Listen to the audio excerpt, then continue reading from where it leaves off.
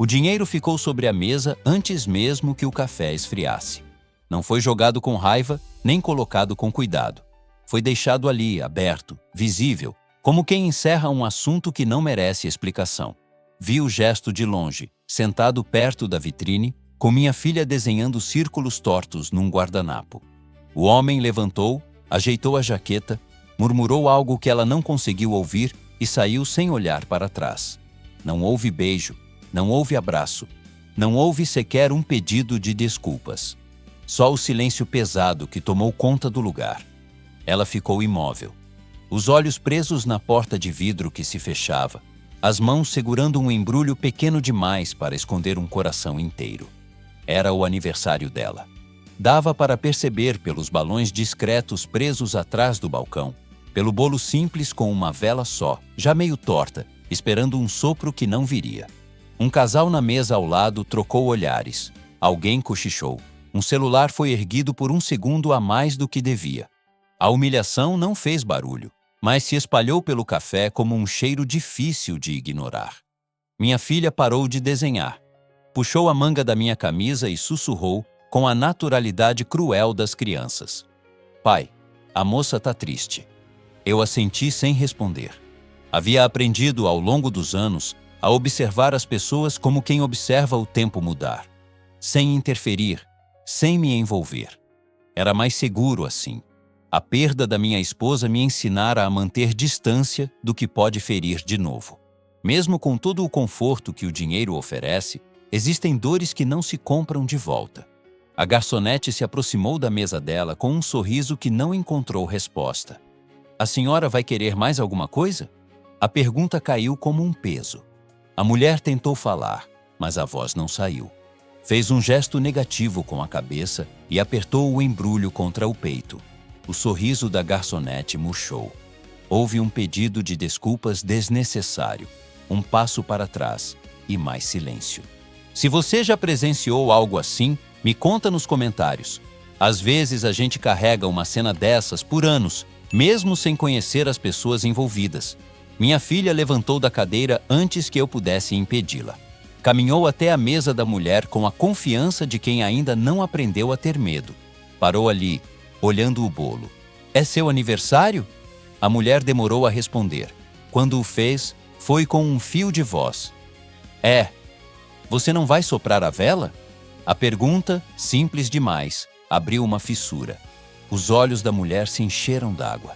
Ela sorriu para a minha filha, um sorriso quebrado, e balançou a cabeça. Acho que não hoje. Eu me levantei.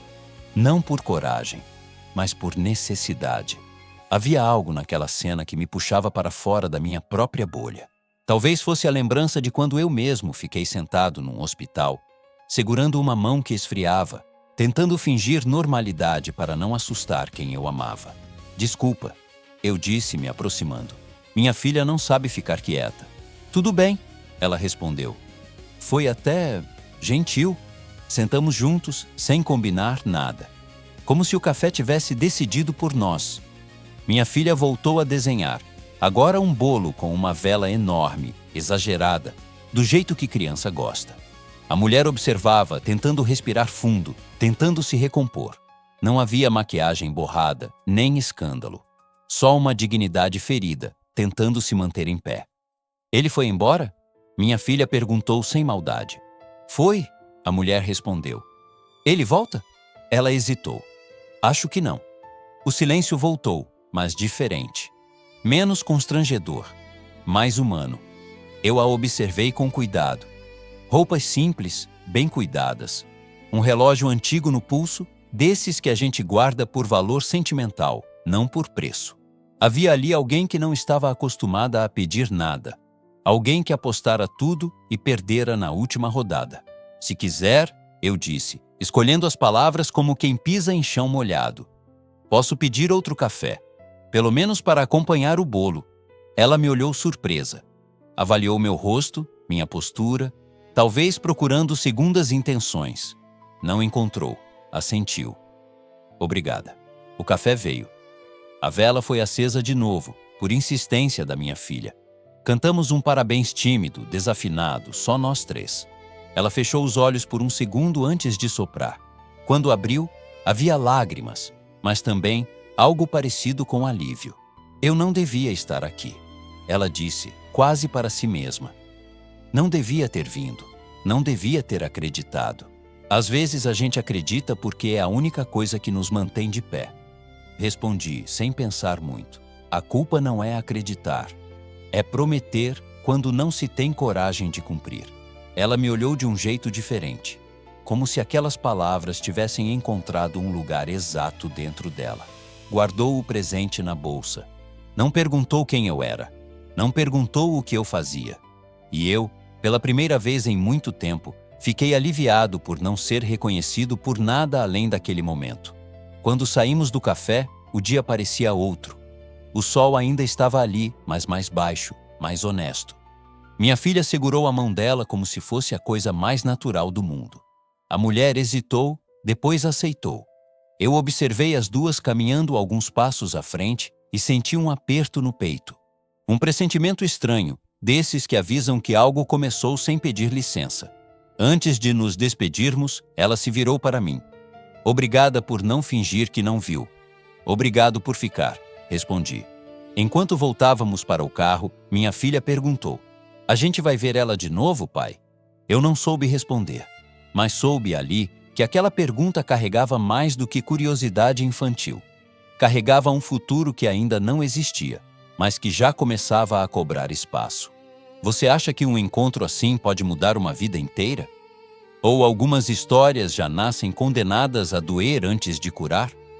A porta do carro fechou com um toque seco, e aquele som me trouxe de volta para quem eu era antes de entrar no café. O motorista abriu a porta, como sempre fazia, e eu quase mandei ele esperar ali mesmo, parado, enquanto eu pensava. Mas não disse nada. Só entrei, sentei no banco de trás e vi minha filha prender o cinto na cadeirinha, com a língua de fora, concentrada, como se aquilo fosse a tarefa mais importante do mundo. Ela olhou pela janela e procurou a mulher. Ela foi para onde? Para casa, eu acho, respondi. E a palavra acho saiu mais pesada do que devia. Eu tinha visto aquele olhar da mulher no final. Não era gratidão apenas. Era algo mais fundo, algo que parece com a primeira vez que a gente sente que vai cair. E alguém segura. Meu motorista deu seta e arrancou devagar. O bairro era comum, ruas estreitas, casas simples, comércio de esquina. Eu não costumava passar por ali. Meus dias eram feitos de reuniões, prazos, números que não acabam. Mas naquele momento, eu só conseguia enxergar o embrulho pequeno que ela segurava. O bolo com uma vela torta, o dinheiro sobre a mesa. Um homem indo embora como se estivesse devolvendo um produto na loja. Minha filha abriu o caderno de desenho e começou a rabiscar. O pai? Eu posso chamar ela para brincar? A pergunta bateu em mim como uma lembrança antiga. Minha esposa, anos atrás, dizendo que eu não precisava ter medo de me aproximar das pessoas, que a vida era curta demais para isso. E eu, sempre racional, sempre ocupado, sempre dizendo depois. O depois tinha chegado tarde demais.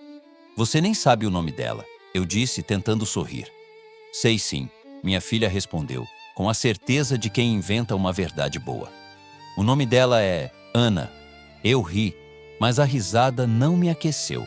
Aquele Ana era como se minha filha tivesse decidido que a mulher precisava de um nome naquele instante.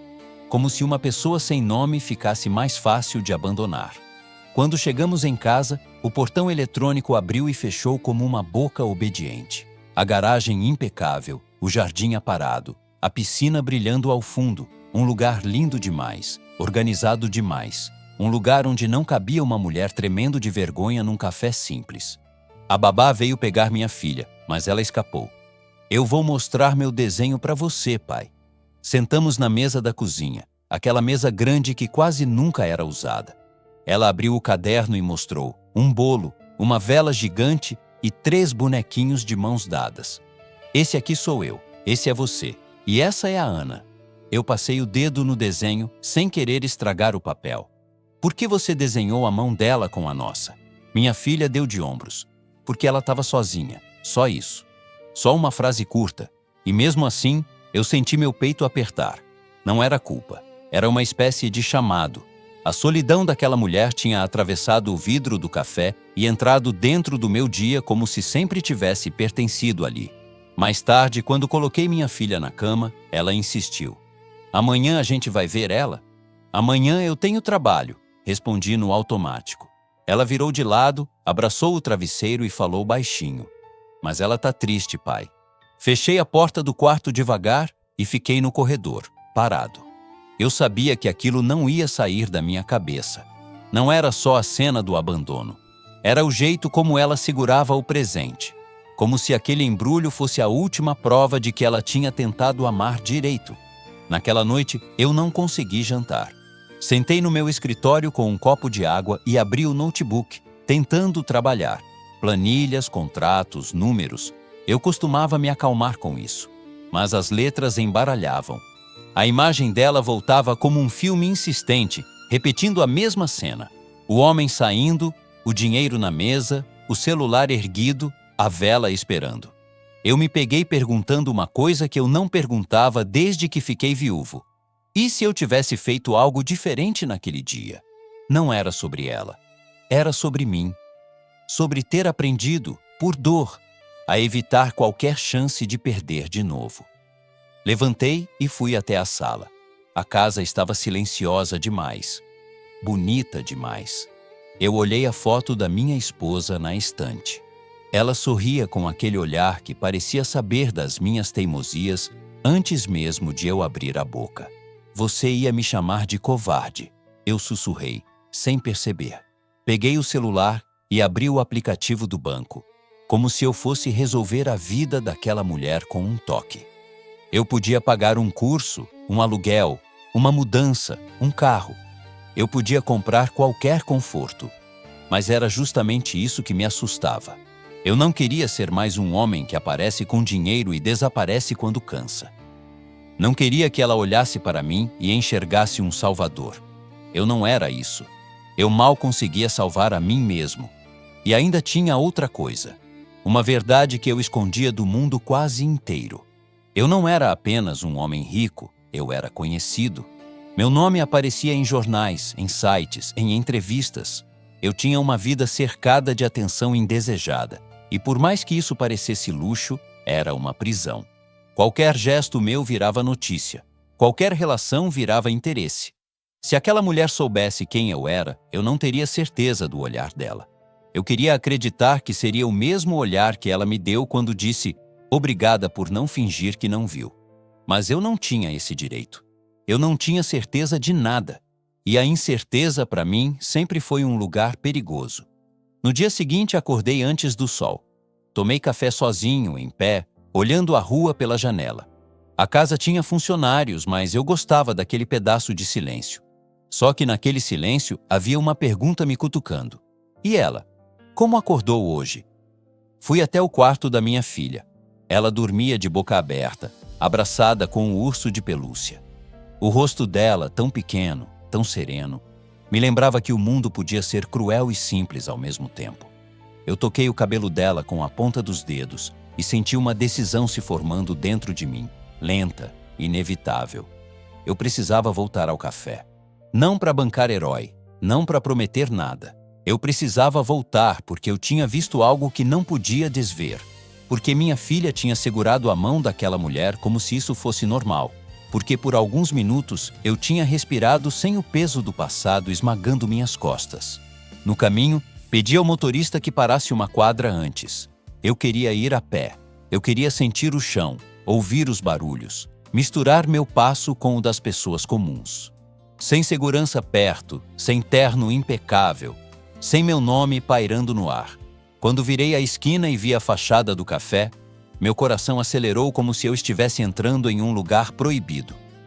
E aí eu vi a mesma mesa perto da vitrine, o mesmo lugar onde ela tinha ficado paralisada. Só que agora havia outra pessoa ali, de pé, encostada na cadeira. Um homem. Eu parei no meio da calçada.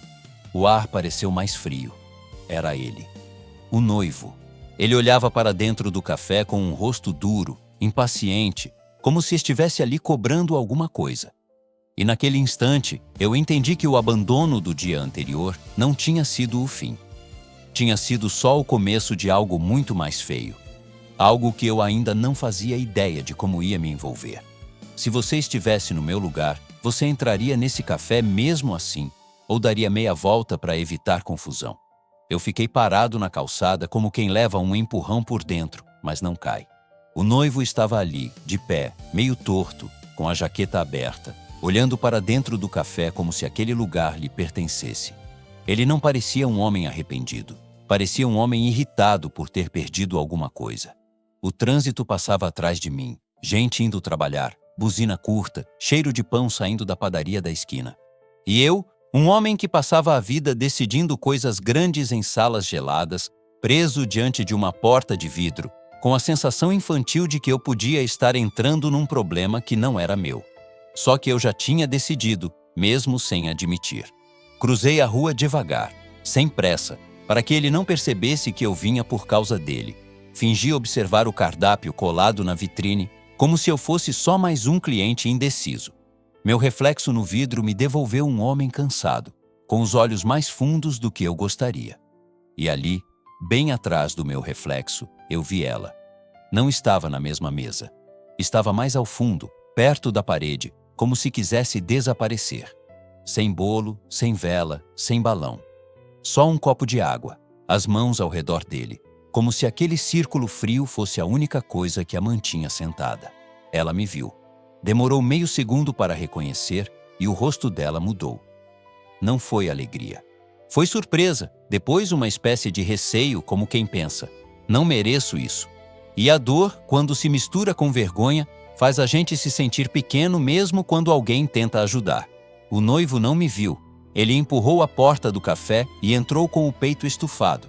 Foi direto na direção dela, sem olhar para o balcão, sem cumprimentar ninguém. Parecia que ele já tinha ensaiado aquela cena. Eu entrei logo atrás, mantendo distância. O cheiro de café moído me bateu no rosto. O lugar estava mais cheio do que no dia anterior. O tipo de movimento que dá coragem para quem gosta de se sentir público. Ele gostava. Eu vim buscar o que é meu, ele disse, alto demais. As pessoas pararam de mexer no celular por um instante. Não porque fossem boas, mas porque fofoca puxa os olhos como imã. Ela levantou o olhar devagar. Não é seu. A voz dela saiu firme e isso me surpreendeu. Ontem ela parecia quebrada. Hoje ela parecia uma pessoa tentando se colar de volta. Não vem com isso, não. Ele continuou. Você sabe muito bem o que eu tô falando. Ela respirou fundo, como quem conta até 10 por dentro. Eu não te devo nada. O noivo soltou uma risada curta, amarga. Não me deve nada? Depois de tudo que eu fiz? Ele se aproximou mais e a cadeira dela rangeu quando ela se afastou alguns centímetros. Um gesto pequeno, mas que denuncia medo. Foi aí que eu entendi. Não era só um término. Era uma relação em que ele se sentia dono. E dono não aceita não como resposta. Eu dei mais um passo e parei numa mesa ao lado, fingindo escolher algo no meu celular. Mas eu estava ali, atento, pronto. Não para brigar. Para impedir que a covardia virasse violência. A garçonete se aproximou deles com cuidado. Senhor, eu posso ajudar? Não se mete. Ele disparou sem nem olhar para ela. A garçonete recuou. Um homem mais velho na mesa perto da porta abaixou a cabeça e voltou a mexer no pão de queijo. Ninguém queria confusão. Ninguém queria se envolver. Eu conhecia bem esse instinto. A gente se protege dizendo, não é comigo. Mas eu tinha uma filha. E ontem ela tinha segurado a mão daquela mulher como se fosse família. Eu não ia deixar um homem transformar aquele café em palco de humilhação de novo. Ela finalmente falou o que ele queria ouvir. Eu não vou voltar. Ele ficou imóvel por um segundo, como se o cérebro dele estivesse tentando aceitar a frase. Depois, o rosto dele fechou. Você tá se achando, né? Tá toda cheia de moral agora. Ela apertou o copo, os dedos brancos. Eu só tô cansada. O noivo inclinou o corpo para frente. Cansada de quê? De ser quem você é? Você sabe muito bem que sem mim você não é nada. Essa frase atravessou o café. A mesma crueldade que eu vi no gesto do dinheiro ontem, agora com palavras. Ela engoliu em seco. E eu vi o ponto exato em que a força dela vacilou. Não porque ela concordasse, mas porque o corpo lembra do que foi repetido por tempo demais. Minha filha não estava comigo ali, graças a Deus, porque aquela frase é o tipo de coisa que marca uma criança. Eu me aproximei finalmente, não com pressa, com firmeza. Bom dia, eu disse, como se eu estivesse entrando numa conversa comum. Ele me olhou pela primeira vez, me avaliou de cima a baixo. A roupa simples, o jeito discreto, o cabelo sem gel. Nada do meu mundo de executivo. Eu tinha feito isso de propósito. Eu não queria intimidar. Eu queria que ele se sentisse comum, porque homem covarde só se sente forte quando acha que ninguém vai confrontar. Quem é você? Ele perguntou. Um cliente, respondi. E um pai? Ele franziu a testa. Pai de quem? Da menina que ontem perguntou se era aniversário dela. Eu disse, apontando com a cabeça para a mulher, sem encostar nela. E que ficou com pena quando viu você indo embora. Ela baixou os olhos por um instante. Eu sentia vergonha dela, mas também senti algo mais. Alívio por não estar sozinha. O noivo soltou uma risada debochada. Ah, entendi. Você é um daqueles que gosta de salvar mulher, né? Eu gosto de café, respondi. E gosto que as pessoas sejam respeitadas enquanto tomam. Algumas mesas fingiram que não ouviam, mas os olhos estavam atentos. Ele deu um passo na minha direção. Isso não é da sua conta. Eu segurei o olhar dele. Você está gritando num lugar público. A partir do momento que você decide expor alguém assim, vira conta de todo mundo. Ele olhou em volta, sentiu os olhares. E isso o incomodou, porque o poder dele vinha do isolamento dela, não da coragem dele. Você não sabe de nada, ele disse, tentando recuperar o controle. Ela me deve dinheiro. A mulher levantou o rosto na hora. Eu não devo. Deve sim, ele insistiu. A gente tinha combinado umas coisas. Ela respirou fundo. Você que combinou sozinho. Eu vi o tremor no queixo dela, a vontade de chorar, mas também vi a decisão. E naquele momento, eu percebi um detalhe que eu não tinha notado no dia anterior. Havia uma marca roxa discreta no braço dela, perto do pulso, escondida pela manga. Não era grande, mas era recente. E isso mudou tudo dentro de mim. Minha voz saiu mais baixa, mais dura. Você encostou nela? Ele riu, como se eu fosse ridículo. Você está viajando, amigo. Ela não respondeu, e o silêncio dela respondeu por ela. A garçonete voltou, dessa vez com o gerente do café. Um homem baixo, de avental, que parecia mais acostumado a lidar com máquina de cartão do que com gente agressiva. Senhor, se o senhor continuar alterado, eu vou pedir para se retirar. O noivo abriu os braços indignado. Vocês vão ficar do lado dela? Ela me deve? O gerente olhou para a mulher, depois para mim. A senhora quer que eu chame a polícia? A palavra polícia caiu como pedra. O noivo mudou na hora. Não porque respeitasse, mas porque temesse consequência. É sempre assim com certos homens. Eles não param por consciência, param por risco. Tá bom, ele disse levantando as mãos. Eu tô indo, mas isso não acabou. Ele apontou o dedo para ela, num gesto que era quase um aviso. Você vai se arrepender. E antes de sair, ele me encarou de novo. E você? Cuidado para não se meter com o que não entende. Ele foi embora, empurrando a porta do café com força. O sino da entrada tilintou, inocente, como se não soubesse o que tinha acabado de acontecer. A mulher ficou sentada, respirando rápido, tentando segurar a onda. As mãos dela tremiam. Eu puxei a cadeira da mesa ao lado, sem invadir. Você tá bem? Ela riu sem humor. Eu tô viva. O gerente se aproximou. Quer que eu chame alguém da sua família? Ela demorou a responder. Eu não quero preocupar ninguém. Essa frase, dita assim, me revelou mais do que ela pretendia. Ela não tinha rede. Ou tinha uma rede frágil demais para aguentar mais um peso. Eu olhei para o braço dela de novo, para a marca roxa, e senti uma raiva diferente. A raiva madura, silenciosa, que não explode, mas decide. Como é seu nome? Eu perguntei, com cuidado.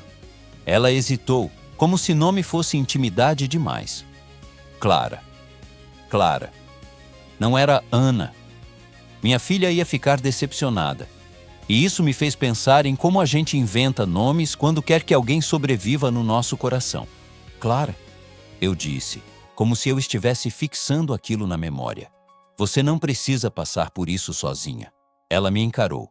E por que você está fazendo isso? A pergunta era justa, e eu não podia responder com a verdade inteira. Não ainda.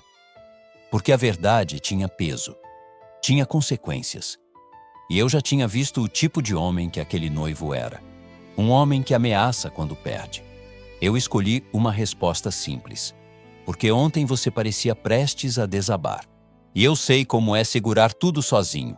Ela desviou o olhar, como quem tenta não chorar. Ele vai voltar. Eu não duvidei. Vai. E ele não volta só para conversar, ela completou, quase sem voz. Eu senti o estômago apertar. O que ele quer de você, Clara? Ela apertou o copo de água e finalmente soltou. Ele quer uma coisa que eu escondi dele e que pode acabar com a minha vida se ele descobrir do jeito dele. Eu não perguntei mais ali. Não porque eu não quisesse, mas porque, naquele instante, eu entendi que eu tinha acabado de entrar numa história com camadas que eu não via do lado de fora. E mais do que isso, eu percebi que Clara não tinha vindo ao café naquele dia por acaso. Ela estava ali esperando algo, ou alguém, talvez para devolver, talvez para enfrentar, talvez para se despedir de vez.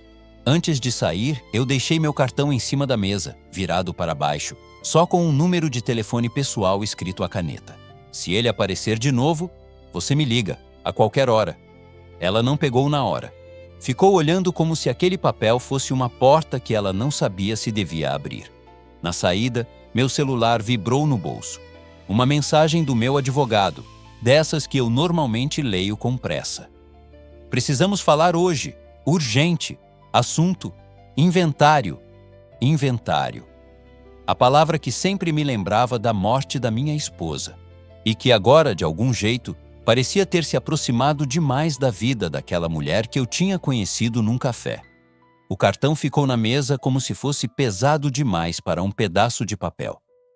Eu vi pelo canto do olho, antes de sair do café, que Clara não tinha tocado nele. Ela só encarava, como quem encara uma porta entreaberta. Dá vontade de entrar, mas o medo de se arrepender segura o pé no chão. Do lado de fora, a rua tinha voltado ao normal. Gente atravessando apressada, ônibus bufando, um vendedor de frutas gritando preço. O mundo é cruel assim. Ele segue, mesmo quando alguém está desmontando por dentro. Meu motorista já me esperava. Entrei no carro e pedi que ele desse a volta no quarteirão antes de seguir para o escritório. Não era estratégia, era necessidade. Eu precisava de alguns minutos para respirar sem ninguém me perguntando nada.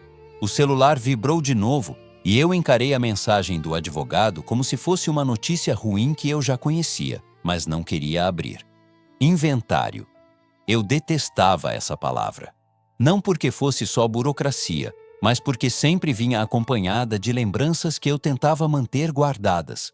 A assinatura da certidão, a sala fria, a caneta tremendo na minha mão e principalmente o rosto da minha filha, pequena demais, me perguntando onde a mãe tinha ido. Quando finalmente li a mensagem por inteiro, veio um golpe que eu não esperava. Precisamos falar hoje. Apareceu um ponto delicado. Pode virar problema se for para a imprensa. Imprensa. Eu fechei os olhos por um instante. Se tem uma coisa que dinheiro não compra, é silêncio quando alguém decide lucrar com a sua dor. Eu respondi com 2 palavras. Hoje, agora. E mandei o endereço do meu escritório. O carro entrou na avenida larga, onde o asfalto parece sempre limpo e as árvores são podadas no mesmo padrão. A cidade muda de humor conforme a rua muda. O lado rico tem um jeito de fingir que nada de grave acontece. E talvez por isso eu tenha passado tantos anos escondido ali. É um lugar onde a vida parece controlável. Só que Clara tinha estourado essa bolha com um gesto simples. Existir com dor na minha frente. Cheguei ao prédio e subi direto, sem parar para falar com ninguém. Meu escritório ocupava um andar inteiro. Vidros enormes, móveis que parecem caros mesmo quando são discretos. Tudo era pensado para transmitir segurança. Mas naquele dia, aquela sala não me protegia de nada. Meu advogado já me esperava, tenso, com uma pasta aberta. Eu não queria te incomodar com isso logo cedo. Ele começou. Se você disse imprensa, já me incomodou. Respondi sem grosseria, mas sem paciência. Ele respirou fundo e empurrou a pasta na minha direção. Apareceu uma contestação. Contestação de quê? Do inventário da sua esposa. Eu fiquei imóvel. A sala pareceu mais silenciosa. Quem contestou? Ele desviou o olhar um segundo, como se medisse o tamanho da bomba. Uma pessoa que alega ter vínculo com ela. E tem documentos. A palavra documentos sempre soa limpa, mas a intenção por trás dela pode ser suja. Que tipo de vínculo? Eu perguntei, já sentindo a garganta secar. Ele folheou algumas páginas. Uma suposta irmã. Diz que foi separada na infância, que nunca teve contato, mas que soube agora, e quer parte do patrimônio. Eu dei uma risada curta, sem humor. Minha esposa não tinha irmã. Eu sei o que você acredita. Ele respondeu, escolhendo as palavras com cuidado. Mas os papéis têm carimbo, têm registro, têm um nome. Ele virou uma folha e apontou. Eu li.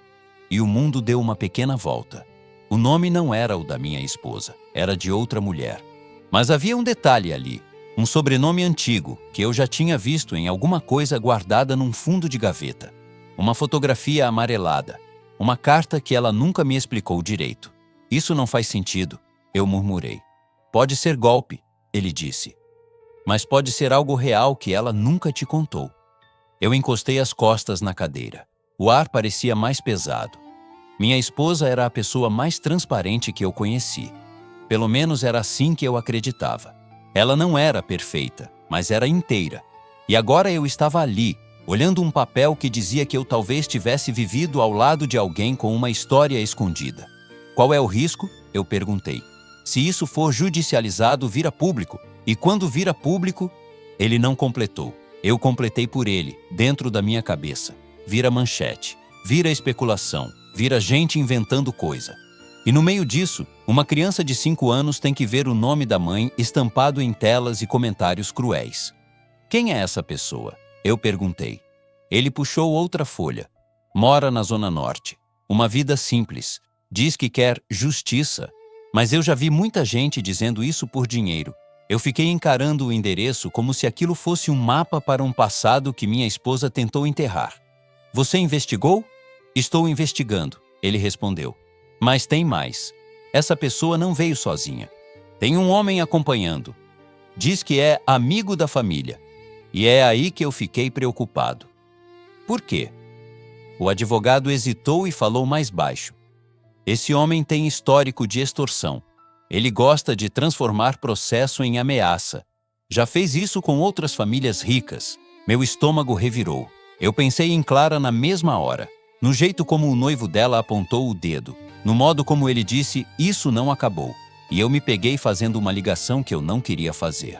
Homens como aquele noivo e homens como esse amigo vivem do mesmo combustível, medo. Eu me levantei e fui até a janela. Lá embaixo, a cidade parecia pequena.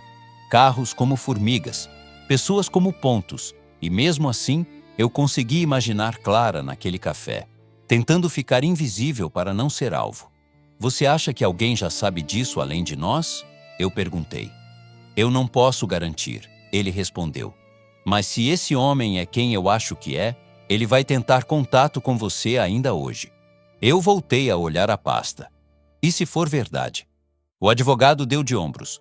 Se for verdade, você vai ter que lidar com o fato de que sua esposa tinha um passado que nunca te contou. Aquilo doeu de um jeito estranho. Não era ciúme. Era luto novo, em cima de luto antigo. Porque eu tinha passado anos me agarrando à ideia de que eu conhecia minha esposa por inteiro. E agora, alguém me dizia que existiam páginas que eu nunca li. Eu respirei fundo e fechei a pasta com cuidado, como se fechar aquilo pudesse fechar o problema. Eu quero discrição total, eu disse. Nada disso pode chegar na minha filha. Eu também quero, ele respondeu. Mas tem uma coisa que você precisa saber. Ele puxou o celular, abriu uma foto e me mostrou. Era uma imagem ruim, feita de longe. Um homem parado na calçada, segurando um envelope. O rosto meio de lado, mas dava para reconhecer o tipo. Barba rala, olhar inquieto, postura de quem está sempre à caça de oportunidade. Quem é? Eu perguntei, já sabendo que eu não ia gostar da resposta. é o amigo dela. E essa foto foi feita ontem, perto do seu prédio. Meu sangue gelou. Ontem. Ou seja, enquanto eu estava no café, olhando Clara ser destruída por dentro, alguém estava do lado de fora do meu mundo, tentando achar uma brecha para entrar. Eu peguei meu celular e, sem pensar muito, abri a galeria. A foto da mesa do café não existia, porque eu não tinha fotografado nada. Eu não era esse tipo de gente. Mas a imagem de Clara sentada com a marca roxa no braço era tão viva na minha cabeça que eu quase sentia o cheiro do lugar. Clara tinha dito: "Ele quer uma coisa que eu escondi dele e que pode acabar com a minha vida." Agora meu advogado me dizia: "Tem alguém tentando mexer no passado da sua esposa e pode virar público. 2 segredos. 2 homens dispostos a usar esses segredos como arma. E eu bem no meio, tentando proteger minha filha e, sem perceber, começando a me importar com uma mulher que eu mal conhecia."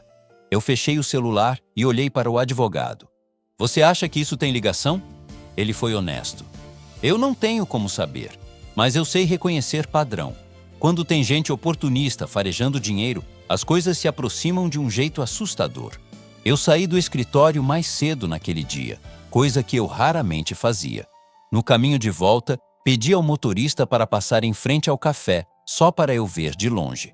A mesa perto da vitrine estava ocupada por outras pessoas. O lugar parecia comum, como se nada tivesse acontecido. Mas eu sabia que, para Clara, aquele café já tinha virado um campo minado. Eu parei o carro a meia quadra e desci. Não entrei. Fiquei na calçada observando. Foi então que meu celular tocou. Número desconhecido. Eu atendi. "Alô?" Do outro lado, uma voz masculina, baixa, segura demais. "Senhor, eu tenho informações sobre a sua esposa e acho que o senhor vai querer ouvir antes que isso vá parar no lugar errado." Eu fiquei imóvel, sentindo o suor frio na nuca. "Quem é você?" eu perguntei. Ele deu uma risada pequena, como quem se diverte com a própria vantagem. "Um homem que resolve problemas, desde que seja bem pago." Eu desliguei. E no exato momento em que desliguei, outra notificação apareceu na tela. Uma mensagem. Era de Clara. "Ele esteve na porta da minha casa." Eu li a mensagem da Clara mais de uma vez, como se na segunda leitura eu pudesse mudar o sentido das palavras. "Ele esteve na porta da minha casa." Não era "ele me ligou." Não era "ele mandou mensagem." Porta de casa tem outro peso. É o limite entre o mundo e o refúgio. E quando alguém atravessa esse limite sem ser convidado, a gente entende que não é só sobre conversa. Eu voltei para dentro do carro e falei com o motorista num tom que eu raramente usava. "Muda o caminho. Agora." "Para onde, senhor?" Eu hesitei um segundo. Não porque eu não soubesse, porque eu estava escolhendo qual medo eu ia enfrentar primeiro. O da chantagem sobre a minha esposa, ou o medo de ver uma mulher ser esmagada de novo bem na minha frente. "Para o endereço dela," eu disse, e me surpreendi com a firmeza. O motorista olhou pelo retrovisor. Ele não perguntou nada, só obedeceu. No trajeto, eu digitei para Clara com o cuidado de quem desarma uma bomba. "Você está bem? Ele entrou? Você está sozinha?" A resposta veio rápida e isso me assustou. Gente em pânico não demora. Não entrou, mas ficou lá fora. Falou com a vizinha. Eu tô dentro, com a porta trancada. Eu fechei os olhos por um instante. Vizinha. Esse tipo de homem sempre planta semente. Não precisa provar nada, só precisa fazer a pessoa se sentir vigiada, comentada, exposta. "Eu estou indo. Não abre a porta para ninguém," eu respondi. Minha mão tremia um pouco e eu não gostava disso. Eu tinha passado anos sendo o homem que não treme. O homem que resolve. O homem que manda. Só que ali não era sobre poder. Era sobre uma sensação antiga de impotência. A mesma que eu senti quando o médico me chamou num corredor e disse que não havia mais o que fazer. O carro entrou em ruas mais estreitas, cheias de pequenos comércios e casas grudadas umas nas outras. O contraste com o meu bairro era quase ofensivo. Ali, a vida era exposta. As pessoas sabem quem entra, quem sai, quem briga, quem chora. A privacidade custa caro. E mesmo quando custa, nem sempre compra. Pedi para o motorista parar um pouco antes. Eu queria chegar a pé, sentir o clima, olhar em volta. Desci e comecei a andar. A casa de Clara era simples, pintada de um amarelo já desbotado. Um portão baixo, daqueles que não intimidam ninguém. E na calçada, conversando com uma mulher de avental, estava ele, o noivo.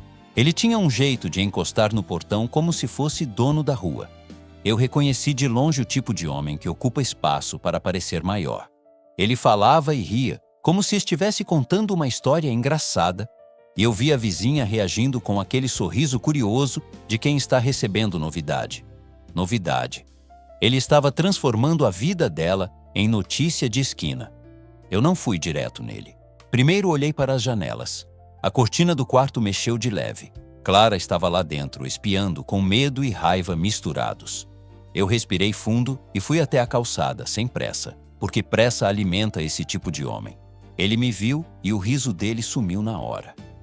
Olha só, ele disse alto. O herói do café. A vizinha olhou para mim confusa. Boa tarde. Eu cumprimentei a vizinha, educado. A senhora mora aqui? Moro. Ela respondeu desconfiada. Então a senhora sabe que esse homem está importunando alguém dentro dessa casa. Eu disse, sem levantar a voz. E isso é crime. O noivo riu de novo, mas agora era uma risada nervosa. Crime? Eu só tô conversando. Tô perguntando da minha noiva. Ex-noiva, eu corrigi. Ele deu um passo para frente querendo me forçar a recuar. Você gosta de se meter, né? Eu fiquei onde estava. Eu gosto que as pessoas tenham paz em casa. A vizinha, percebendo a tensão, arrumou uma desculpa. Vou ali, botar água no feijão. Ela entrou rápido, porta batendo. Silêncio ficando pesado. O noivo baixou o tom e falou com os dentes semicerrados. Você não sabe com quem está mexendo. Eu quase respondi que ele também não sabia. Mas eu não queria isso. Não ali. Não naquele bairro. Eu não queria que meu nome virasse ferramenta. Eu queria que ele fosse embora porque entendeu que não teria espaço. Não porque temeu um sobrenome. Vai embora, eu disse apenas. Você está mandando em mim? Eu olhei para a janela de novo. A cortina mexeu. Eu sabia que Clara estava ouvindo tudo. E eu não queria que ela achasse que precisava ser salva por briga. Eu queria que ela sentisse que alguém estava ali para garantir limite. Estou te avisando, eu respondi. E eu aviso uma vez. Ele chegou mais perto e eu senti o cheiro de cigarro e arrogância. Ela me deve uma coisa e vai me dar. Eu segurei o olhar dele. O que ela te deve, você resolve na justiça. Não na porta da casa dela. Ele soltou uma risada curta. Justiça? Você é engraçado. A justiça é lenta. Eu sou rápido. Essas frases são sempre ditas com orgulho, como se ser perigoso fosse uma qualidade. Eu peguei o celular e levantei na altura do peito sem fazer escândalo. Eu tô gravando. Vai embora. Ele congelou por um segundo. Os olhos dele correram pela rua procurando apoio. Não encontrou. Rua de bairro é assim. Quando a coisa esquenta, cada um se enfia para dentro. Apaga isso, ele disse, e a voz perdeu a coragem. Vai embora, eu repeti. Ele cuspiu no chão, um gesto nojento, e recuou. Isso não acabou, ele falou, mas agora parecia mais frase de quem precisa se convencer. Ele virou e foi andando rápido, sem olhar para trás. Eu acompanhei com os olhos até ele virar a esquina. Só então eu senti a tensão no meu corpo como se fosse febre. A porta de Clara abriu só o suficiente para o rosto dela aparecer. Os olhos vermelhos, o cabelo preso de qualquer jeito, a pele pálida de quem não dormiu. Você tá bem? Eu perguntei. Ela assentiu, mas o assentir era frágil. Eu tô tentando. Eu cheguei mais perto, mantendo uma distância respeitosa. Ele te ameaçou? Ela respirou fundo, como quem cria coragem para dizer algo feio. Ele falou que vai contar coisas, que vai me expor, que vai... A voz falhou. Que vai fazer eu perder meu emprego. Qual é o seu emprego? Eu perguntei. Eu trabalho numa escola, ela respondeu. E isso me atingiu de um jeito diferente. Auxiliar de sala. As mães já gostam de comentar. Se ele inventar alguma coisa, eu tô perdida. Uma escola, crianças, mães, comentários. Eu vi o tamanho do risco. Não era só o medo dela, era a reputação dela. E no Brasil, reputação de mulher é tratada como brinquedo na mão de homem covarde. Clara, eu comecei e parei, porque eu sentia que qualquer palavra errada ali podia soar como paternalismo, como superioridade, como deixa que eu resolvo. Ela me olhou, e naquele olhar havia uma pergunta muda. Por que você ainda está aqui? Eu respondi com ação, não com discurso. Você tem alguém para ficar com você hoje? Ela balançou a cabeça. Minha mãe mora longe. Eu não quero chamar ela. Ela vai sofrer. Eu entendi. Às vezes a gente prefere apanhar sozinho do que ver quem ama se desesperar. Eu pensei na minha casa grande demais, silenciosa demais. Pensei na minha filha, que se apega fácil a quem parece precisar de carinho.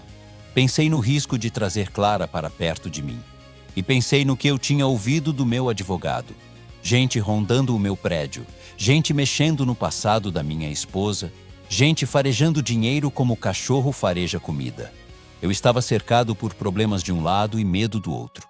E mesmo assim, eu sabia o que eu precisava fazer naquele minuto, mesmo que fosse só por algumas horas. Eu posso te ajudar hoje. Eu disse, simples, do jeito certo, sem exposição, sem promessas. Clara mordeu o lábio hesitando. Ajuda como? Eu olhei ao redor.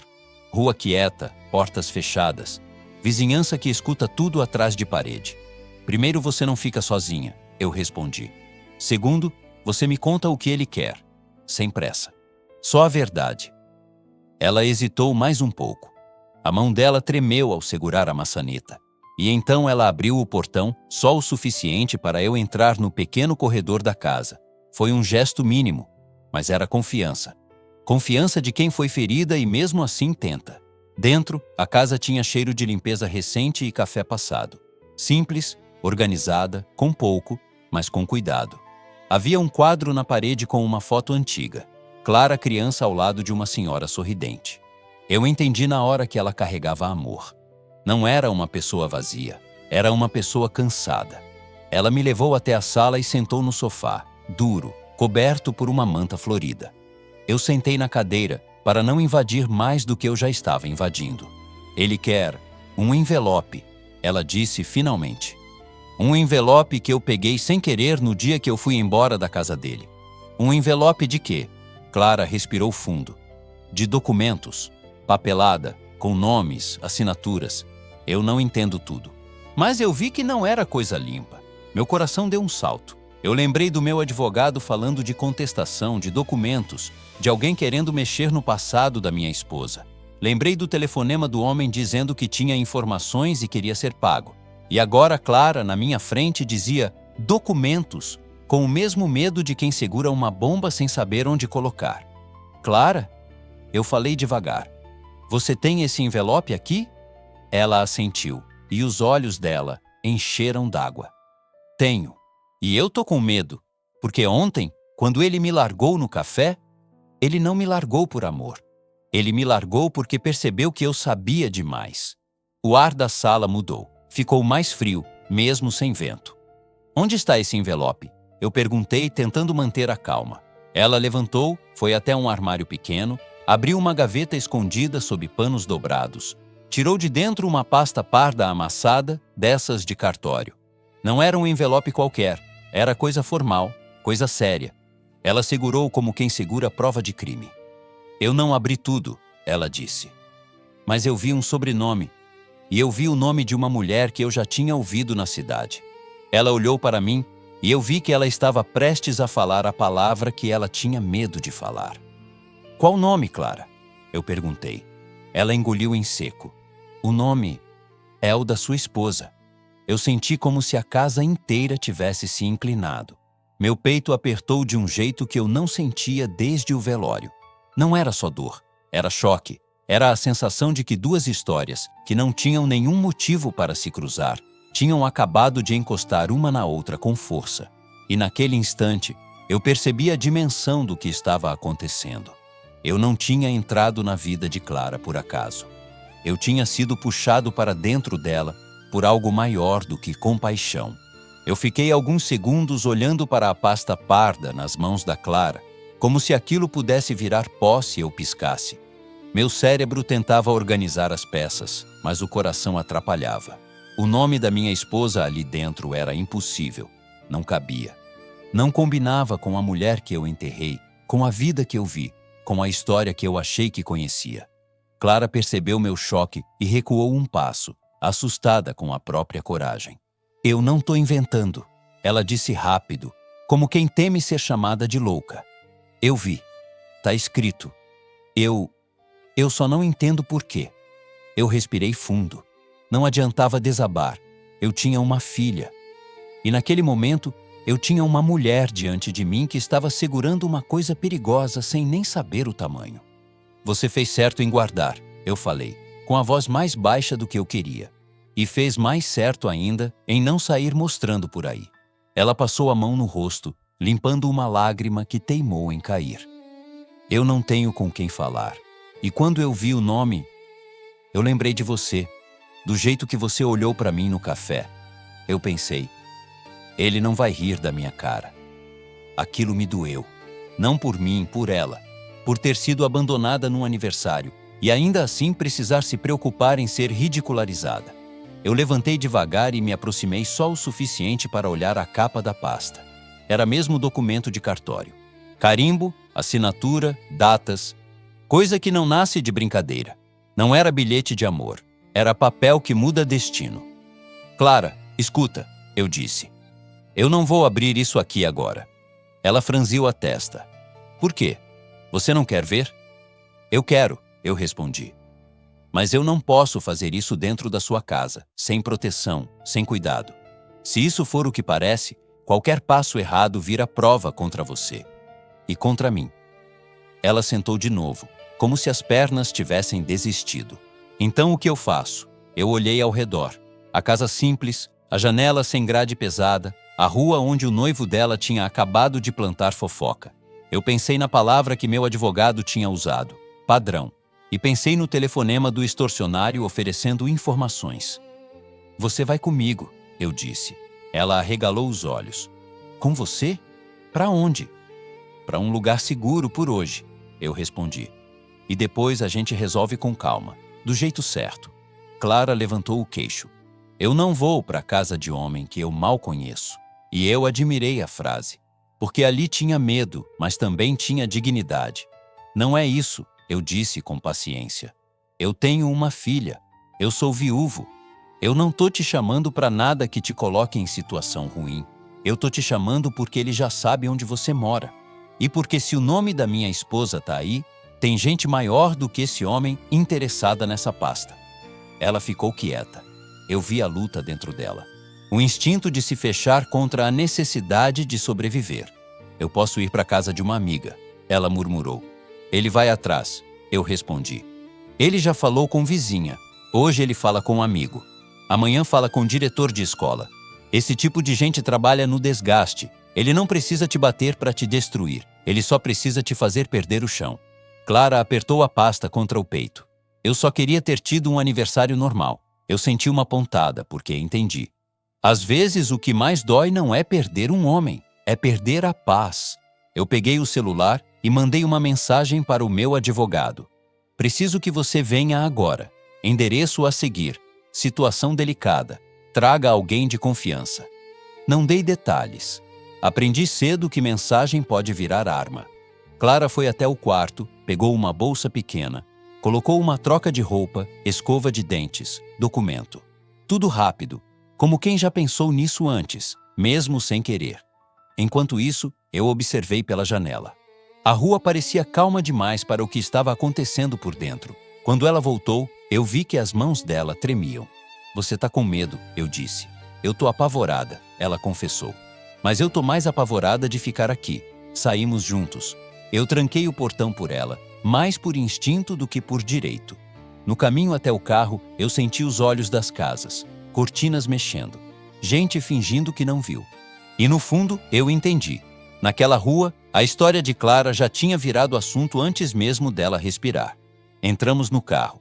Clara sentou no banco de trás, segurando a pasta no colo como se fosse um bebê. Eu não quero que pensem que eu tô... Ela começou, e não conseguiu completar. Eu sei, eu respondi. O que vão pensar? Ela olhou para baixo. É sempre assim. O homem faz o que quer e a mulher vira comentário. Eu não discuti. Eu só concordei em silêncio, porque qualquer palavra minha poderia soar como alguém que não viveu aquilo na pele. No meio do caminho, meu telefone tocou. Número desconhecido. O mesmo tipo de número que tinha ligado antes. Eu quase ignorei. Mas atendi, porque naquele momento ignorar era perigoso. Alô? A mesma voz, calma demais. O senhor desligou na minha cara. Eu entendo. Mas a urgência não vai embora com um toque. Eu senti a raiva subir, mas mantive a voz controlada. Fala o que você quer. Eu quero evitar dor de cabeça para o senhor, ele disse, como se fosse um favor. Tem gente se mexendo para bagunçar a memória da sua esposa, e quando mexem nisso, mexem na sua filha. Minha mão apertou o celular. Não cita minha filha. Ele deu uma risada baixa. Eu não citei. Eu só lembrei que o mundo é maldoso. Clara me olhou perguntando sem falar. Eu fiz um gesto para ela ficar calma. O que você sabe? Eu perguntei. Eu sei que existe documento. Eu sei que tem um sobrenome. E eu sei que tem uma mulher envolvida que não devia estar envolvida. Ele disse, sem dizer nomes. E eu sei que o senhor é inteligente. Inteligente o suficiente para entender que isso vale dinheiro. Você quer quanto? Eu perguntei só para ouvir. O senhor sabe que eu não falo preço por telefone, ele respondeu. Mas eu garanto uma coisa. Se o senhor não conversar comigo, outra pessoa conversa. E essa pessoa não vai ter o coração que eu tô tendo. Eu desliguei de novo, sem tremer dessa vez. Clara ficou me olhando como se eu fosse desabar, mas eu não podia. Era ele? Ela perguntou. Era um homem tentando ganhar em cima de tragédia. Eu respondi. E você? Você acha que isso tem a ver comigo? Eu olhei para a pasta no colo dela. Agora eu acho. Chegamos ao meu prédio, mas eu não entrei pela portaria principal. Pedi ao motorista para ir pela entrada de serviço onde há menos movimento. Não por vergonha, por proteção.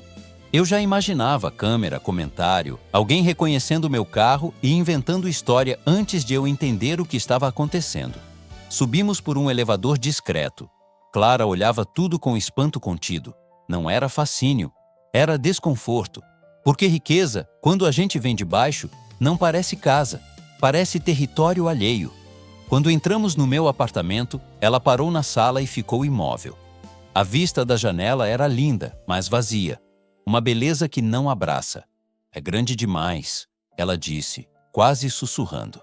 Eu sei, respondi. E é silencioso demais também. Ela passou a mão pela borda do sofá, como quem testa se aquilo é real. Eu nunca pensei que ia pisar num lugar assim. Eu nunca pensei que ia sentir medo dentro do meu próprio lugar, eu respondi. E percebi que era verdade. A babá apareceu no corredor e arregalou os olhos quando viu Clara, mas eu falei antes que ela perguntasse. Ela vai ficar um pouco. Não comenta, por favor. A babá assentiu, discreta, e voltou. E então minha filha surgiu correndo, de cabelo preso torto, segurando um brinquedo. Pai. Ela parou ao ver Clara, e o rosto dela abriu num sorriso como se o mundo tivesse ganho de volta uma parte. A Ana. Clara soltou uma risada molhada. Eu não sou Ana. É sim, minha filha insistiu. Eu te chamei assim. Eu vi a Clara engolir o choro, porque aquela criança não estava chamando pelo nome. Estava chamando pelo lugar. Minha filha correu e abraçou a perna dela, sem pedir permissão. Clara ficou dura por um segundo, depois se abaixou e abraçou também com cuidado, como quem segura algo precioso demais para apertar. E foi ali, naquele abraço curto, que eu senti o perigo crescer. Não o perigo do noivo, nem do extorsionário. O perigo de eu me apegar, porque quando uma criança se liga a alguém, não é fácil cortar depois. E eu sabia, no fundo, que aquela pasta parda não tinha entrado na minha casa sozinha. Ela tinha trazido uma tempestade. Meu telefone vibrou. Mensagem do advogado. Estou a caminho. Chego em poucos minutos. Não mexa em nada. Eu guardei o celular. Olhei para Clara com minha filha ainda abraçada nela e falei baixo. Quando meu advogado chegar, A gente vai abrir isso juntos. E o que tiver aí vai mudar muita coisa. Clara assentiu com os olhos assustados. E se tiver alguma coisa ruim? Eu olhei para minha filha, que agora mostrava o desenho do bolo, orgulhosa, como se tudo fosse simples. Se tiver algo ruim, a gente vai ter que ser mais forte do que o medo. O advogado chegou sem fazer barulho. Esse era o tipo de coisa que eu sempre exigia dele. Discrição. A babá levou minha filha para o quarto com uma desculpa qualquer, e eu agradeci em silêncio. Criança sente quando o ar muda, e naquela sala o ar tinha ficado pesado demais. Clara sentou na ponta do sofá, a pasta parda ainda no colo. Eu fiquei de frente para ela, mas com distância suficiente para não parecer invasão. O advogado se acomodou na poltrona, abriu a pasta dele e respirou fundo antes de falar. Antes de qualquer coisa, ele disse, eu preciso saber como esse documento chegou até você. Clara contou, sem drama, sem exagero. Contou que encontrou a pasta numa gaveta esquecida quando foi buscar roupas depois de uma discussão. Contou que não abriu tudo, mas que viu o suficiente para sentir medo. Contou que o noivo mudou depois disso. Ficou mais frio, mais controlador. Até o dia em que decidiu abandoná-la no café, como se estivesse se livrando de um problema. O advogado ouviu tudo em silêncio. Quando ela terminou, ele estendeu a mão. Posso? Clara olhou para mim antes de entregar. Não pediu autorização, mas buscou confirmação. Eu assenti. Ele abriu a pasta com cuidado, como quem manuseia algo contaminado. Tirou os papéis um a um, organizou sobre a mesa de centro. Certidões, registros antigos, um contrato que não parecia contrato comum. E ali, no meio, o nome da minha esposa, escrito do jeito que só ela escrevia em documentos formais. Eu senti o coração acelerar. Não era imaginação, não era coincidência. Isso é sério, o advogado disse.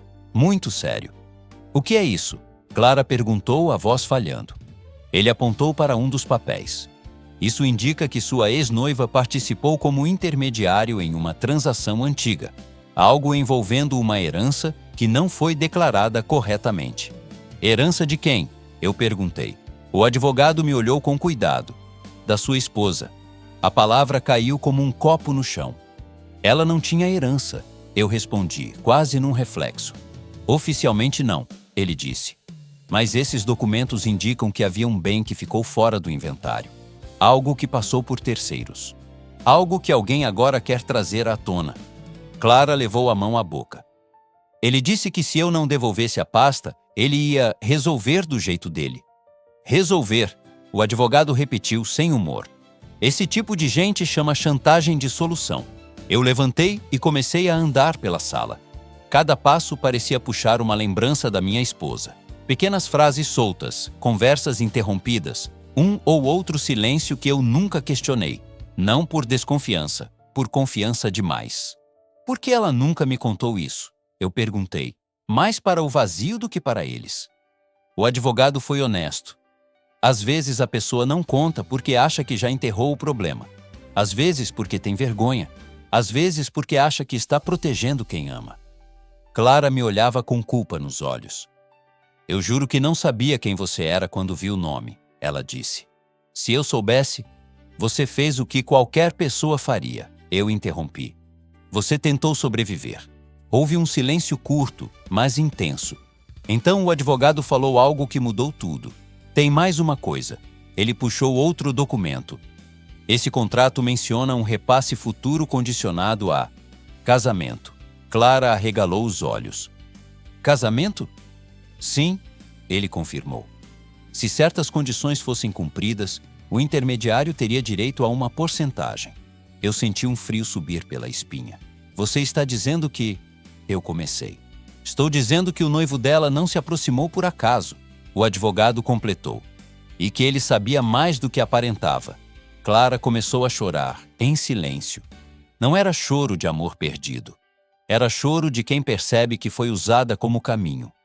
Ele sempre dizia que eu era a sorte dele, ela murmurou. Que minha vida simples ia mudar tudo. O advogado fechou a pasta. Agora entendemos por que ele voltou tão agressivo. Ele não perdeu só uma mulher. Ele perdeu dinheiro. Eu parei diante da janela. Lá embaixo, a cidade seguia. Luzes acendendo, carros buzinando, vidas que não sabiam o que estava acontecendo naquele apartamento. O que a gente faz agora? Clara perguntou. O advogado respondeu primeiro. A gente se protege e se prepara. Porque quando esse tipo de coisa vem à tona, as pessoas não aceitam perder em silêncio. Meu celular vibrou em cima da mesa. Número desconhecido. De novo. Eu atendi. O senhor está com os documentos. A voz disse, sem rodeios. Isso facilita as coisas. Eu fechei os olhos por um segundo. Você está me seguindo? Não, ele respondeu. Mas tem gente que segue melhor do que eu. O que você quer? Eu perguntei. Um acordo, ele disse. Antes que isso vá parar onde não deve. Eu desliguei. Clara me olhou assustada. Ele sabe que eu estou aqui? Eu pensei antes de responder. Ele sabe mais do que deveria. O advogado se levantou. Eu vou reforçar a segurança e preciso levar cópia disso para a análise. Quando ele saiu, a casa voltou a ficar silenciosa. Clara estava exausta. Sentou no sofá, abraçou um travesseiro como quem se segura. Eu não queria arrastar você para isso, ela disse. Eu sentei à frente dela. Você não arrastou. Eu entrei. Ela me olhou com algo novo no olhar. Não gratidão. Medo misturado com esperança. E isso é perigoso. Do corredor, ouvi a risada da minha filha. Clara sorriu sem perceber. Ela é incrível, Clara disse. Ela se apega fácil. Eu respondi. E isso me assusta. Clara assentiu. Eu também me apego fácil. A frase ficou entre nós.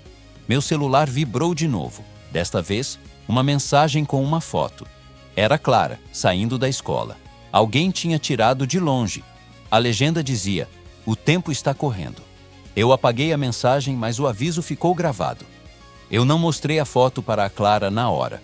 Guardei o celular no bolso como quem esconde uma lâmina, não para ferir, mas para evitar que alguém se corte antes do tempo.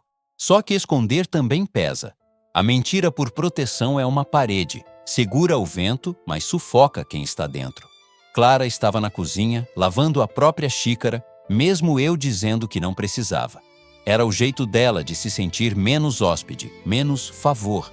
Eu conhecia esse comportamento. Já vi minha mãe fazendo isso quando visitava alguém com mais condição. O corpo pede licença até para respirar. Minha filha apareceu com um livro nas mãos e subiu no sofá, chamando Clara com um gesto. Senta aqui comigo. Clara olhou para mim pedindo permissão com os olhos. Eu assenti. Elas se acomodaram lado a lado. Minha filha abriu o livro e começou a ler do jeito dela, inventando palavras para figuras. Clara ria baixinho e o riso dela tinha algo que eu não tinha visto ainda. Um pedaço de paz. Pequeno, mas real. Eu fiquei parado no corredor, observando, e senti um medo diferente. Não era medo do noivo dela, nem do homem da chantagem. Era medo do que eu estava desejando sem admitir, que aquela cena se repetisse, que minha casa voltasse a ter vida, que minha filha tivesse mais alguém para segurar a mão. Só que eu já tinha aprendido, do jeito mais cruel, que o mundo não gosta de devolver alegria sem cobrar um preço. O interfone tocou. A babá atendeu, respondeu algo curto e veio até mim. Tem um homem lá embaixo dizendo que é entrega. Entrega. Naquele dia, essa palavra podia ser qualquer coisa. Ele deixou algum nome? Eu perguntei. Não, disse que é rápido. Eu senti o coração apertar. O advogado tinha reforçado segurança, mas prédio é prédio. Sempre tem uma brecha. Sempre tem alguém que se veste de normal para entrar com o anormal no bolso. Não autoriza, eu disse. Ninguém sobe. A babá assentiu e voltou. Clara percebeu a mudança no meu rosto. O que foi? Eu não queria assustá-la, mas eu também não podia tratá-la como criança. Tem gente tentando chegar perto, aqui? Ela ficou pálida. Ele sabe onde você mora. Eu respirei fundo. Ele sabe de mais coisas do que devia. E isso é o que me preocupa. Minha filha levantou os olhos do livro. Quem é ele? Clara tentou sorrir. Um chato. Minha filha fez uma cara séria. como se entendesse o mundo. Chato não pode entrar. Clara riu, mas o riso dela se quebrou no final. Eu pedi para a babá levar minha filha para o quarto e inventar uma brincadeira. Quando fiquei sozinho com Clara, eu sentei diante dela, devagar, como se eu estivesse me aproximando de um bicho arisco. Eu preciso te mostrar uma coisa, eu disse. Tirei o celular do bolso, abri a foto e coloquei na mão dela. Clara olhou e, na mesma hora, levou a mão à boca. Os olhos encheram d'água, mas não era choro. Era um choque sem barulho. Isso é hoje? Ela perguntou. É, eu respondi. E eu recebi agora. Ela começou a tremer. Eles estão me seguindo? Estão, eu confirmei, porque negar seria cruel. E estão tentando te assustar. Clara devolveu o celular como se queimasse. Eu não posso ficar aqui. Eu tô trazendo problema para você, para sua filha. Eu segurei a mão dela por instinto, um gesto rápido, e me arrependi no mesmo segundo por medo de invadir. Mas Clara não puxou a mão de volta. Ficou ali, presa entre querer fugir e querer ficar. Clara, eu disse, isso não é culpa sua. Mas é minha vida que tá suja. Ela respondeu, e a voz saiu amarga. Eu me meti com um homem que eu não conhecia. Eu trouxe um envelope para dentro da sua casa. Eu estraguei tudo. Eu senti raiva do mundo por ela achar que precisava pedir desculpa por ter sido enganada. Você não estragou. Você revelou, eu falei. Tem diferença. Clara chorou pela primeira vez sem tentar esconder. Um choro que veio do fundo, do corpo inteiro. Eu fiquei em silêncio, porque naquela hora qualquer conselho seria uma afronta. Quando ela conseguiu respirar, ela falou, ele vai me destruir. Ele vai fazer todo mundo acreditar que eu sou uma interesseira. A palavra doeu antes mesmo de ser dita. Mulher é sempre julgada com facilidade. E quando existe dinheiro no meio, o julgamento vira sentença pronta. Então a gente vai se antecipar, eu respondi. Como?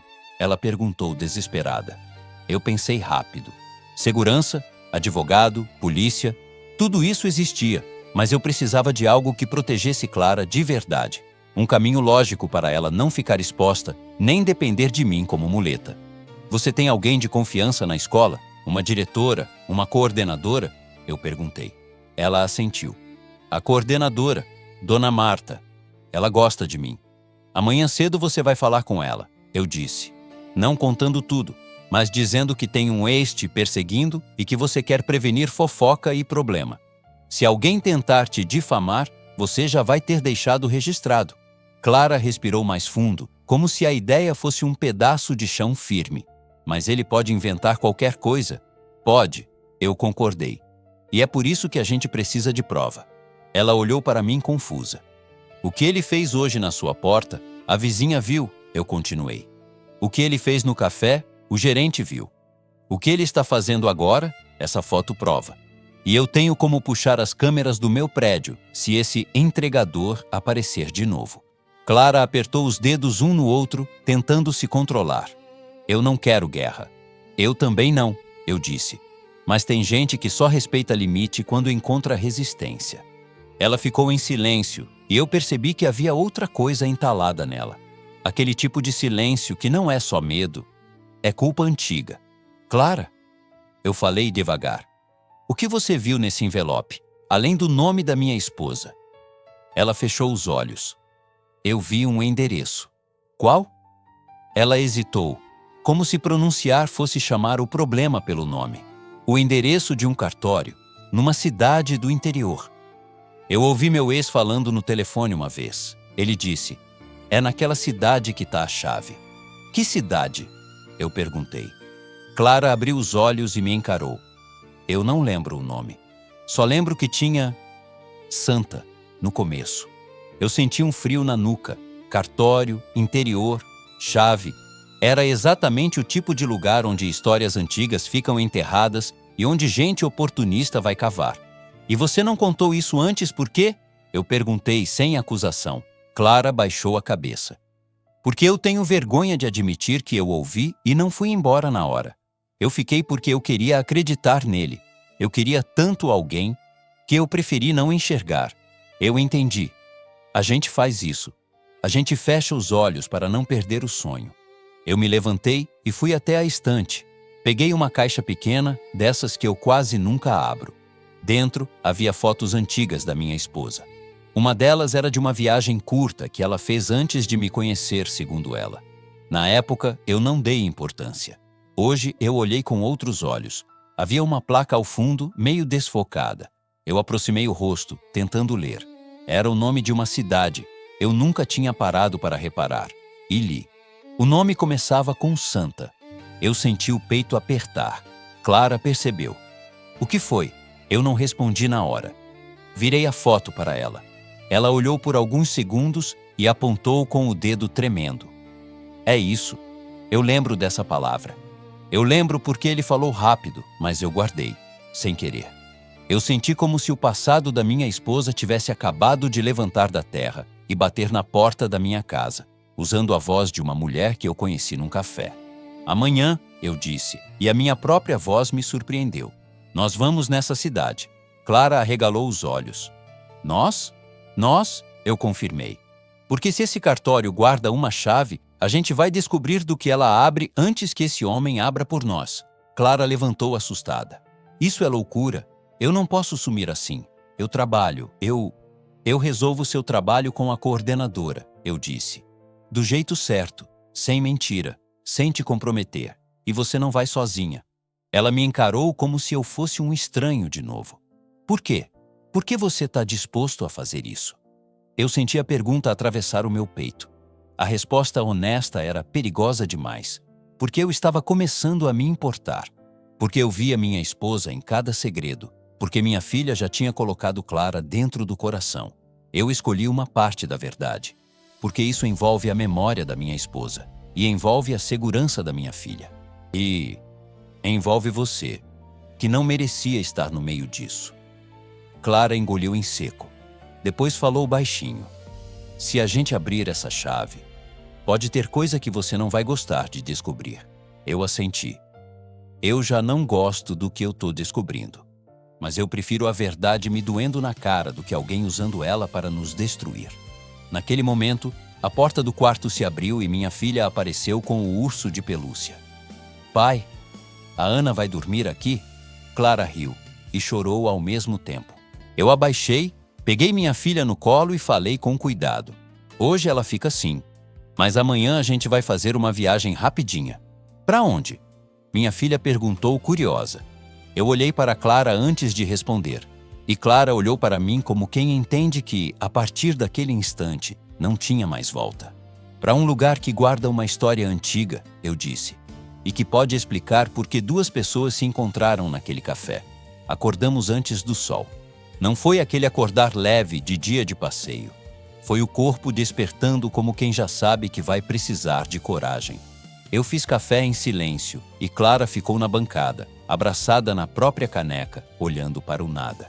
Minha filha apareceu com o urso de pelúcia e a mochila pequena, animada do jeito que só criança consegue ser, mesmo quando o mundo está com a respiração presa. A gente vai ver vaca? Ela perguntou, esfregando os olhos. Talvez, eu respondi, tentando sorrir. Clara abaixou e ajeitou o casaco da minha filha com cuidado. Um cuidado de mãe, mesmo sem ser. Esse gesto simples me atravessou, porque por um segundo eu vi como poderia ser uma vida normal com nós três. E foi justamente por ver que eu senti medo. Vida normal não é presente, é construção. E naquele momento, tudo parecia prestes a desabar. O advogado me ligou ainda cedo. Já estou com alguém para nos encontrar no cartório. E pedi cópias das câmeras do seu prédio e do café. Se ele tentar negar, teremos base. E o homem da chantagem? Eu perguntei. Também descobri algo, ele respondeu. O nome dele aparece em processos e aparece ligado ao seu ex-noivo. Eu fechei os olhos por um instante. Então é uma rede. É, e por isso você não vai sozinho. Quando desliguei, olhei para Clara. A gente vai com escolta discreta. Nada de sirene, nada de alarde. Ela engoliu em seco. Eu não queria que sua filha estivesse nisso. Eu também não queria, eu respondi. Mas eu não tenho como deixá-la hoje. E, sinceramente, eu confio mais em mantê-la perto de mim do que longe, sem saber o que pode acontecer. Clara assentiu com um olhar triste. Aquele tipo de olhar que aceita porque não tem opção. No carro, minha filha cantava uma música inventada. Clara olhava pela janela e eu dirigia com as mãos firmes, mas por dentro eu sentia um frio constante, como se o corpo já estivesse se defendendo antes do golpe chegar. A cidade foi ficando para trás. Prédios viraram casas. Casas viraram estrada. O asfalto ficou mais irregular e o horizonte abriu. Pasto, árvores, uma neblina baixa que fazia o mundo parecer mais antigo. Era estranho pensar que a história da minha esposa, que sempre viveu comigo em lembranças limpas, poderia estar escondida num lugar assim, num cartório de cidade pequena. Minha filha dormiu no banco de trás, abraçada no urso. Clara, ao lado, mexia nas próprias unhas, um hábito nervoso. Qual é o pior cenário? Ela perguntou sem me olhar. Eu pensei antes de responder. O pior cenário é essa gente usar você como bode expiatório e levar isso para a escola, para a sua vida inteira. E o pior cenário, para mim, é mexerem no nome da minha esposa e atingirem minha filha. Clara respirou fundo. Eu nunca quis dinheiro. Eu só quis ser amada. Eu acredito, eu respondi. E é por isso que a gente vai colocar as coisas no lugar certo. Chegamos em Santa Rita do Vale perto do fim da manhã. Cidade pequena, praça central, igreja antiga, comércio devagar, pessoas observando quem passa. Em interior, a novidade anda na calçada. O cartório ficava numa esquina, prédio baixo, parede bege, placa simples. Ao estacionar, eu vi o advogado já nos esperando na porta, com 2 homens de postura séria, discretos, sem cara de filme, mas com aquele jeito de quem está ali para agir rápido se precisar. Clara ficou tensa. Eles vão olhar para mim? Vão, eu respondi. Mas hoje você não baixa a cabeça. Ela apertou a alça da bolsa e assentiu. Entramos. O ar cheirava a papel velho, tinta, madeira encerada. O tipo de lugar onde o tempo tem poeira. Um atendente com óculos nos olhou com desconfiança. Depois reconheceu o advogado e ficou mais sério. Bom dia, o advogado disse. Temos um agendamento. O atendente hesitou, olhou para mim e franziu a testa, como se tentasse ligar meu rosto a alguma notícia. Ah, por aqui, ele disse finalmente. Uma senhora apareceu, cartorária, postura firme. Ela nos levou para uma sala pequena, mesa retangular, ventilador barulhento. Fechou a porta e falou baixo. Eu fui informada que isso envolve documentos antigos e possível fraude. Eu não gosto de confusão na minha mesa. Nem eu respondi. Eu gosto de verdade. Ela abriu um livro grande, puxou uma caixa com pastas e colocou um par de luvas. O gesto me deu a sensação de que aquilo era mais grave do que eu queria admitir. Diga o nome completo, ela pediu. Eu disse. E quando pronunciei o nome da minha esposa naquele lugar, uma dor antiga voltou com força, como se eu tivesse chamado alguém que não podia atender. A cartorária folheou, anotou, procurou. Os minutos pareciam longos demais. Minha filha, lá fora com um dos homens do advogado, não fazia ideia de nada. E eu agradeci por isso. Achei, a cartorária disse. Ela colocou na mesa um envelope lacrado com carimbo e data. Meu peito apertou. Esse envelope foi deixado sob guarda, com instruções específicas, ela explicou. Só poderia ser aberto por você ou por procurador legal após o falecimento dela. E eu não fui informada do falecimento até recentemente. Eu senti o chão escapar um pouco. Recentemente? O advogado respondeu por mim. Alguém tentou acessar por fora. A cartorária assentiu, séria. Tentou sim. Um homem veio aqui dizendo que tinha direitos. Trouxe papéis. Eu neguei, mas ficou insistindo. Clara engoliu em seco. Era ele? A cartorária olhou para Clara, avaliando. Não sei, mas tinha cara de quem não aceita não. Eu não pedi descrição. Eu já sabia o tipo. A cartorária empurrou o envelope na minha direção. Você abre aqui, na frente de todos, e eu registro. Minhas mãos tremiam um pouco quando eu toquei no lacre. Não era medo do papel. Era medo do que ele podia dizer sobre a mulher que eu amei. Eu olhei para Clara. Você tem certeza que quer ver isso? Eu perguntei. Clara assentiu. Eu preciso. Se eu fugir de novo, eu morro por dentro. Eu quebrei o lacre. Dentro havia documentos organizados e uma carta dobrada, com a letra dela. Eu reconheci na hora. A mesma letra que escrevia bilhetes para mim quando eu viajava. A mesma letra que assinou, um dia, a autorização de um procedimento médico que não salvou nada. Eu abri a carta. As mãos suavam. A cartorária observava. O advogado ao meu lado, Clara segurando a própria respiração, e eu li. Minha esposa dizia que, antes de me conhecer, se envolveu numa situação em que tentou ajudar uma mulher em desespero. Uma mulher que estava sendo pressionada por um homem violento por causa de uma herança familiar mal resolvida. Minha esposa, jovem e teimosa, fez o que sempre fez. Tentou proteger alguém com as próprias mãos. Guardou documentos para impedir que fossem usados como chantagem. E com isso, virou alvo. Ela dizia que escondeu o envelope ali porque sabia que um dia alguém viria atrás. Dizia que não me contou por medo de me colocar no meio. E terminava com uma frase que me fez engolir o choro. Se você estiver lendo isso, é porque eu não estou mais aí para te pedir calma. Então eu peço do jeito que posso. Não deixe que a dor te transforme num homem fechado. Proteja nossa filha, sim, mas não feche as portas do seu coração por medo. Eu parei. Senti o rosto queimar. Eu queria chorar, mas segurei. Não ali. Não naquela mesa. O advogado pegou o restante dos papéis e começou a analisar. Isso aqui, ele murmurou. Isso aqui prova que tentaram criar um caminho para tomar parte do patrimônio fora do inventário, usando intermediários e um casamento como condição. Clara levou a mão à boca. Casamento? A cartorária franziu a testa. Isso é fraude pesada. O advogado assentiu. E essa assinatura aqui não é dela. Eu olhei para o papel que ele apontava. Era um documento que imitava a assinatura da minha esposa. Mas eu reconheci o tremor errado, a curva fora do lugar, uma cópia mal feita. Alguém falsificou, eu disse, sentindo a raiva subir. Sim, o advogado respondeu. E agora temos prova de que o acesso indevido foi tentado recentemente. Dá para ligar com quem esteve aqui. Clara respirou mais rápido. Então ele me usou para chegar nisso? Ele tentou, eu respondi. E você interrompeu sem querer. A cartorária olhou para a porta fechada como se pressentisse algo. Vocês não vieram sozinhos, né? O advogado respondeu. Não. Foi nesse momento que um dos homens entrou rápido, sem bater, e falou baixo no ouvido do advogado. Eu vi o rosto do meu advogado mudar. O que foi? Eu perguntei. Ele me encarou. Seu ex-noivo está do lado de fora e não está sozinho. Clara empalideceu. Eu senti o sangue gelar. O advogado completou com a voz ainda controlada.